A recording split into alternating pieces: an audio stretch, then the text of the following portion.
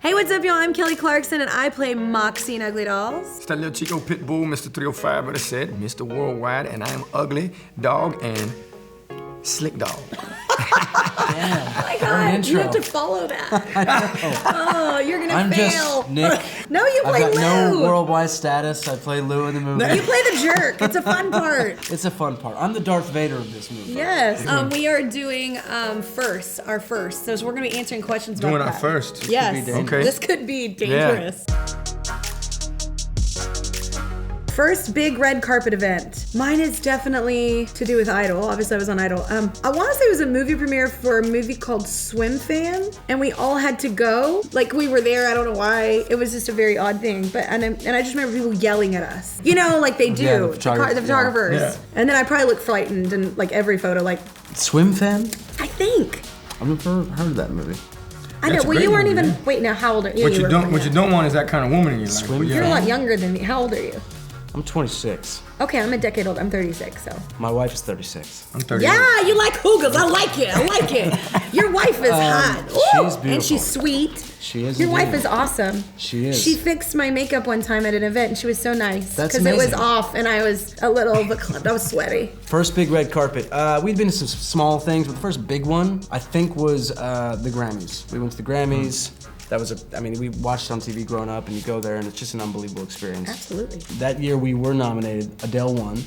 Never heard of her. No. No, she'll never She make did it. all right. My first big one, actually, that I went to red carpet, it wasn't even about me, to be honest with you. I went with somebody else, so I got a chance to see how crazy it was, and that's why I don't do red carpets now.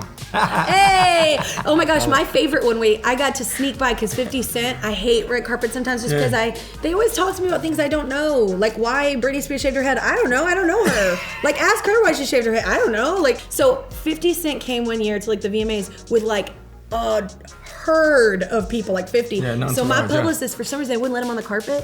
I hid behind his people and just walked and snuck and didn't do the red car. I snuck by. I was like, that was so weird. They were just all busy. They're like, thanks, 50, and I just like appreciate walked that. right in. I was like, I love you, 50 Cent. Kelly, first memory that comes to mind of your first American Idol audition. Switching places with Randy Jackson. And the fact that I knew who Randy Jackson was and nobody else did there. Because I'm obsessed with liner notes and he worked with Mariah Carey. What? Boom. Nice. First singer you want to collaborate with on a song. Just kidding.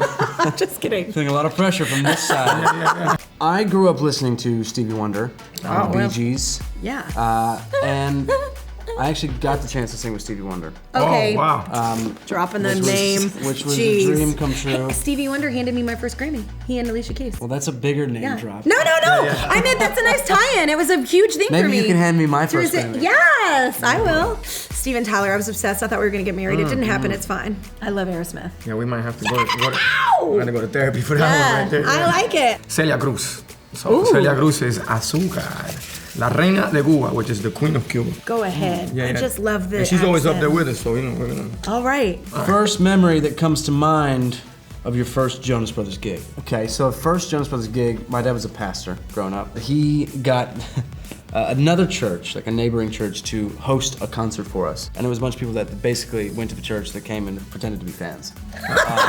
So it's all set up. It was all set up, mistake. Oh my God, I love it. But it all worked out. It works out. Everyone's doing well. First time you realized you wanted to pursue singing. My father used to put me in a neighborhood called Little Havana in Miami. If you've seen the beginning of Scarface, then you know what I'm talking about. That said, Say hello to my little friend. Yeah. But he would take me to the bars and put me on top of the bar and make me recite poems from a big poet in Cuba named Jose Marti.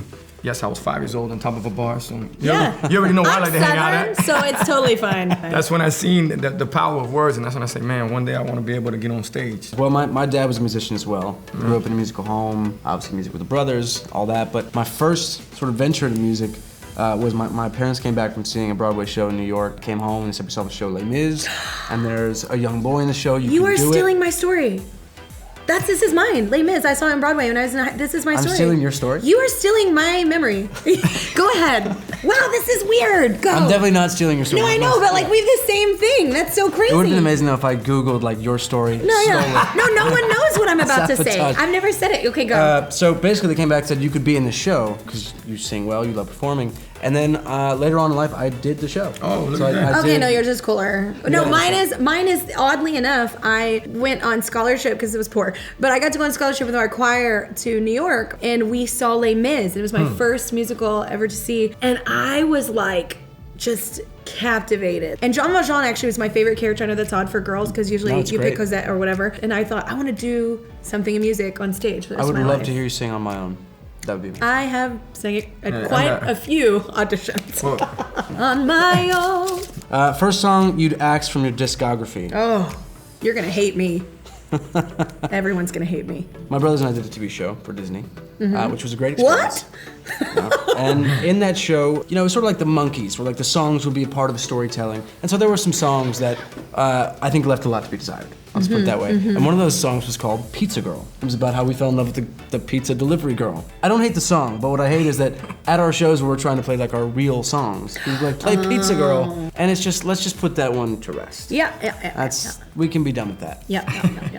Mine, I'm about to get so hated here. It's because the song was not written for me. It was written for the winner, and it's not necessarily, I'm not against the song. It's not really my vibe. That's a big disclaimer right there, huh? I know, because it's a pretty big song. But it's a moment like this. I don't really. That's a great song. Here's the thing. It's great for the moment, but like it wasn't. I didn't pick it, and it's not really something I would have. Anyway, don't hate me or hate me. I don't care. Yeah. I don't care. That's what Ugly Dolls is about. It don't matter. Yeah, I'm gonna speak my truth. Yes. Strapped for cash. I did this commercial. I can't wait. Yeah. I did this commercial for an educational commercial, $1,200, and it had me rap this song. It said, "Learn more, earn more." It was horrible, by the way. That's nice. Yeah. No, it's crazy enough. Bringing it full circle. Now we own schools. We build schools. So That's amazing. We got 10 know schools that. now. Slam 10,000 kids. So it's amazing. But That's maybe that What? commercial led to that. Yeah, learn more, earn more. There's truth to that. First embarrassing moment on stage. I don't get embarrassed. I should. Of I many got of one for you. things. Go ahead. I got one for you. I went on tour with Luther Campbell, which is Uncle Luke from Two Live Crew. We were in North Carolina, or shall we say North Kakalaka. And Luke goes out there, he goes, "I got this Cuban boy from Miami, and I'm telling you right now, he spit fire. He don't see nobody out here." So everybody's thinking I'm gonna bring it. But before that, they built you up. Before that, I was nervous. So I told Luke, I said, "Luke, can I go ahead and hit that Hennessy right there?" He said, "Yeah, knock yourself out, Chico." Boom, hit the Hennessy. Now I hit that Bacardi. He said, "Yeah." Boom, hit the Bacardi. Oh, no. Can I hit that Heineken? Yeah, go ahead, hit the Heineken. He knew what he was doing. So when I get on that stage, he's already boosting me up. Everybody's like, yeah, bring him. I go out there to spit. And in my mind, I'm rapping. In my mind, I'm rapping. In my mind, I'm nailing it. In my mind, I'm like, I got this. Yeah. And really what was coming out was, like I thought I was doing it. And Luke looks over to the side, and Luke says, "Get this motherfucker off stage." Right? So when I get off stage, thinking that I did my thing, all right, I'm like, for sure they love me out there, yeah. I go to grab another beer out the cooler, and I fall right in the cooler. Oh no! So with that said, that could have been the beginning or the end of my career. One of the best lessons of my life. That's I have great. fallen. I have like hit wrong notes. And I'm just like, well, I guess that was today. Sometimes it happens. Some Do you things get don't go. embarrassed? Do you have? I Do you have a do, story? yeah, for sure. I've got plenty of stories. But one of my earliest stories was I was doing a show called The Christmas Carol. I was the understudy for Tiny Tim. It was one of my first time on stage, and the producers never rehearsed the kid that played Tiny Tim because the kid never got sick in the 8 years the show had run. So they called my parents up to go, "He got sick. Nick's on for Tiny Tim. He's got an hour to rehearse." Oh my God. So at 7 years old, I get up on stage, they start the music, and it's probably literally 16 bars of just blank music as I'm looking at the crowd, stunned. I was incredibly embarrassed. But then it shaped who I became as a musician, because there are gonna be these moments where things don't go to plan, and you gotta be able to shake it off and say, it doesn't matter. I think that's why I don't get embarrassed, because I'm just like, well, this is why sometimes I might be funny. Because it's like, it builds character, and you're like, well, we'll lean in. Pitbull. First time someone else referred to you as Mr. Worldwide. A grandmother who ran up on me and said, and this is how it sounded, she said, "Oh yeah, Mr. Worldwide." I was like, oh, this is amazing. because Pitbull, when it turned to Mr. 305, it was Trick Daddy that gave me Mr. 305. And then one day I did International Love with Chris Brown, and me just playing around. We had just traveled the world. We had just went on tour. And I said, man, from Mr. 305 to Mr. Worldwide. And I said, that thing's got a ring to it. Hold up. So I called myself Mr. Worldwide, and gracias abuelita, abuelita's little grandmother, whoever it was that day, they said, oye, Mr. Worldwide. Muchas gracias, mamita. I've had grandmothers call me a lot of things. Nothing that's cool with that.